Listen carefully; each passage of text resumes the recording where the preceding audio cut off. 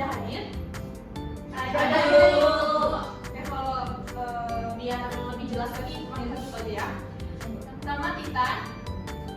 Hadir. Catherine hadir. Bu Kirfi hadir. Linda hadir. Putri Hadir. Ayu Hadir, Bu. Adiba Hadir. Oke, berarti yang satu itu Aina, Arsel sama Inat ya? Iya. Lanjut, karena pertemuan minggu lalu kita sudah membahas tentang pantun yang mana itu ada pengertian struktur dan juga kaidah pembahasannya. Di sini Ibu akan mengadakan kuis terlebih dahulu sebelum kita lanjut ke materi kita selanjutnya. Kenapa kita kuis terlebih dahulu? Karena untuk sebagai pengingat dari materi di minggu lalu agar materi tersebut tuh tetap ada di pikiran kalian gitu. Baik, kita kerjakan kuis ini bersama-sama ya anak-anak. Oke, Ibu. Untuk yang pertama itu jawabannya apa? Syarat pantun, Bu. Syarat pantun, kita kali. Baik, untuk yang selanjutnya berisi perumpamaan maupun pengibaratan sesuatu. Jawabannya apa? Pantun biasa. Pantun biasa. Selanjutnya pantun yang isinya pertanyaan yang harus dijawab pendengarnya. Teka-teki, Bu. Selanjutnya pantun yang berisi lelucon atau humor yang digunakan untuk menghibur pendengarnya. Pantun jenaka. Pantun yang isinya berkaitan dengan dakwah. Pantun agama.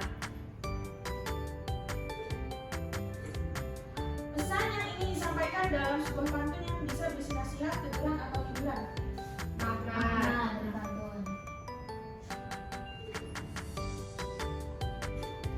Gaya bahasa yang menggunakan kiasan atau perumpamaan untuk memperindah makna dan pesan dalam pantun. Majas, Bu. Oke, jelas.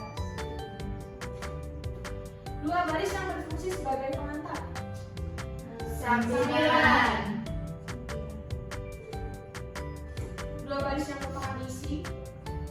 Isi. Pantun yang berisi petuah untuk mengingatkan orang lain. Pantun nasihat. Yang terakhir, pengelolaan bunyi yang berselang atau persamaan bunyi pada akhir baris pantun. Rima. Ternyata masih ingat ya anak-anak semua dengan materi di minggu lalu. Iya, Bu.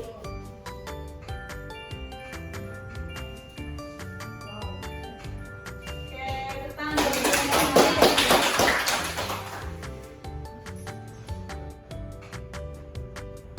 baik, setelah tadi kita mengerjakan kuis bersama-sama, saatnya kita menuju ke materi yang akan kita bahas di pertemuan minggu ini. Yang pertama itu kita akan mempelajari materi mengenai menyusun pantun kreatif. Karena sebelumnya kita sudah mempelajari tentang struktur dan juga jenis-jenis serta ciri-ciri pantun. Nah, untuk tujuan pembelajarannya sendiri, karena kita belajar di sini pasti ada tujuannya. Yang pertama itu peserta didik mampu menyusun pantun secara kreatif dengan mengintegrasikan ide-ide baru, nilai-nilai budaya atau pesan moral sesuai dengan tujuan tertentu, lalu mengembangkan pantun menjadi bentuk karya inovatif, konten digital atau produk ekonomi kreatif, serta menerbitkan karyanya di media cetak atau digital. Jadi di sini anak-anak semua itu tidak hanya menulis pantun saja, tapi juga mempublikasikan pantun-pantun yang telah kalian buat dan kalian susun itu untuk menjadi sebuah produk digital yang mana bisa kalian upload di sosial media atau di platform online lainnya. Lanjut, untuk topik pembahasan kita pada hari ini yakni langkah-langkah menulis dan menyusun pantun, dan yang kedua itu ada tips menulis pantun dengan baik. Yang pertama itu ada langkah-langkah menulis dan menyusun pantun. Nah, sebelum anak-anak semua menyusun pantun, karena yang lebih baik itu dalam melakukan sesuatu kita harus tahu dulu langkah-langkah atau caranya seperti apa. Nah, sebelum kalian menulis pantun nantinya, kalian harus memperhatikan langkah-langkah menulis dan menyusun pantun yang ada di layar. Yang pertama itu ada memahami apa itu pantun. Sebagaimana yang telah anak-anak belajar di minggu sebelumnya, kita telah mempelajari apa itu pantun, ciri-ciri pantun, dan juga struktur-struktur dari pantun. Yang kedua itu ada tentukan tema pantun. Nah, sebelum anak-anak menulis pantun, apa baiknya teman-teman itu sudah menentukan tema yang akan kalian angkat menjadi pantun. Nah, di di sini Ibu sudah menyiapkan 4 tema, yang mana ada tema pendidikan, kebersihan, persahabatan, dan juga tentang budaya. Yang ketiga ada menentukan isi dan sampilan. Karena pantun itu ada 2 strukturnya, yang pertama itu adalah isi dan sampilan, maka yang anak-anak harus lakukan setelah menentukan tema, tentunya anak-anak sekalian harus menentukan isi dan juga sampilannya. Kenapa di sini ada isi dulu sebelum sampilan? Karena ketika kita menulis pantun, pesan utama yang akan kita angkat adalah isinya. Jadi kita harus memikirkan dulu isinya itu apa.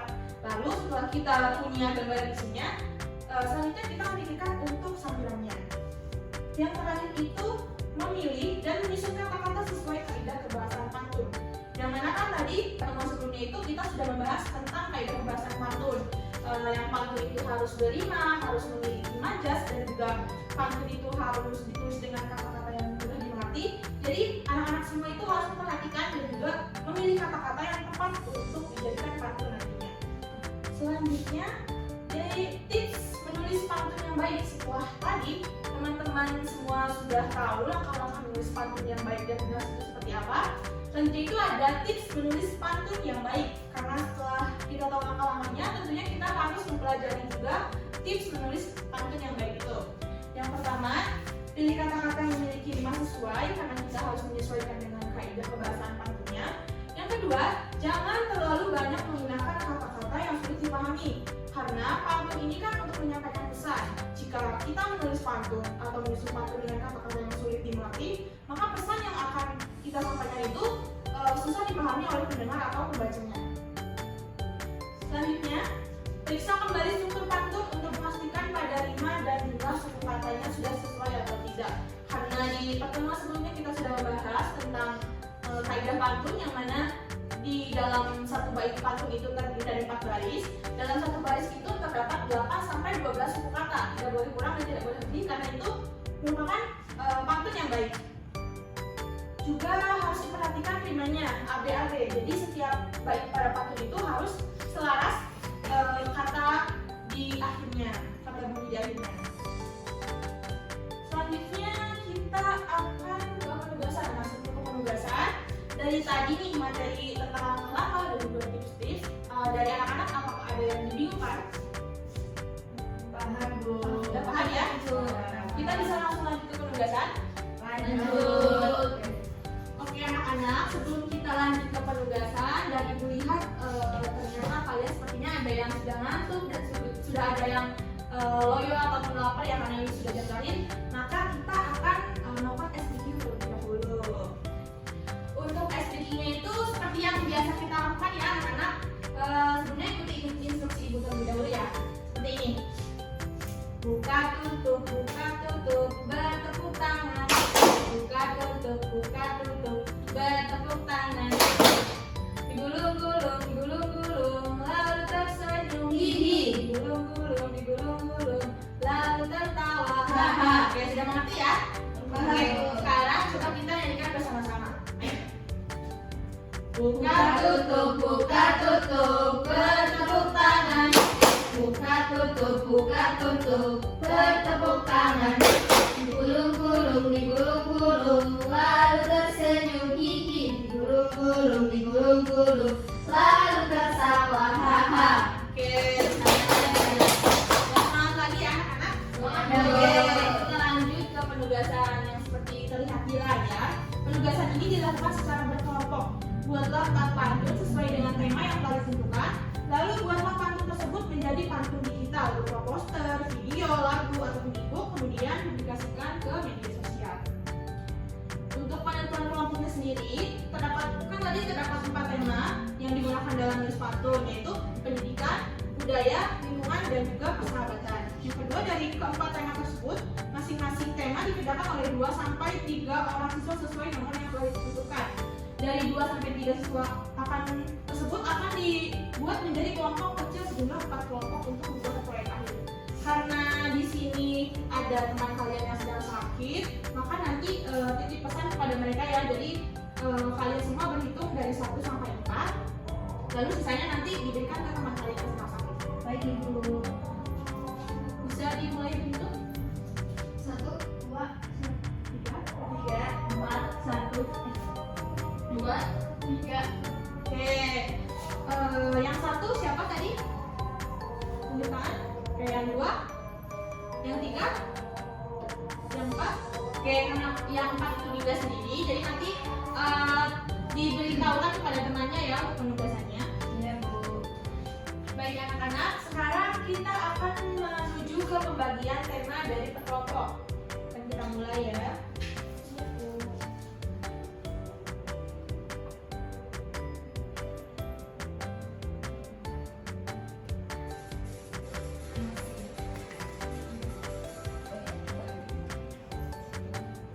Baik, ini untuk tema dari kelompok pertama. Kita putar.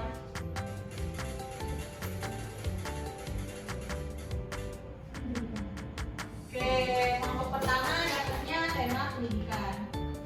Lanjut ke kelompok kedua.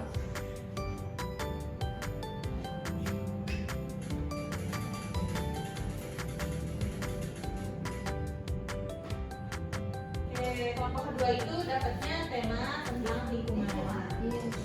Lanjut ke kelompok ketiga.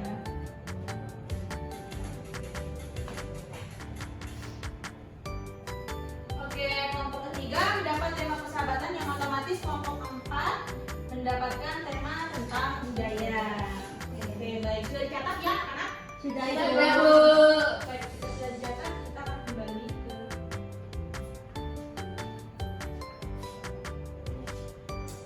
yang selanjutnya itu kan tadi anak-anak sudah dibagikan tema per kelompok ya. Nah, di sini tema dari per kelompoknya itu memiliki jenis-jenis pantun yang berbeda. Yang pertama, tema pendidikan itu harus membuat pantun dengan jenis teka-teki, tebak-tebakan ya.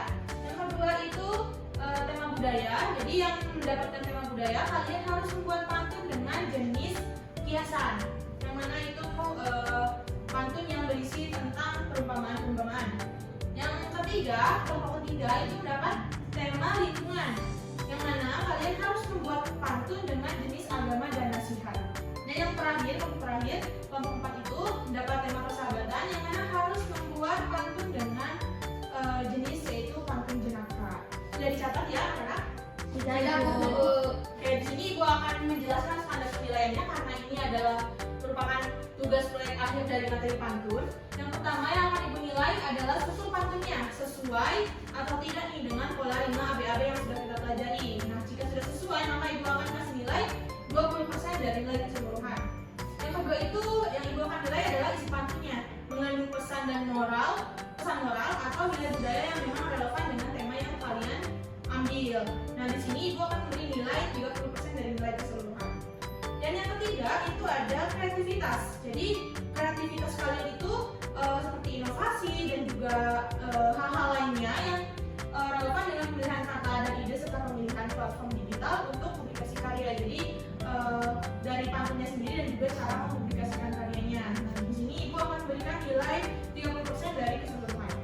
Yang terakhir itu ada kerapian dan juga kejelasan penyampaiannya. Yang mana pantun yang akan kalian publikasikan itu bisa ditulis atau disampaikan, nah itu harus dengan bahasa yang memang jelas dan mudah dipahami. Nah, untuk ini Ibu kasih nilai 20% dari keseluruhan. Oke, lanjut.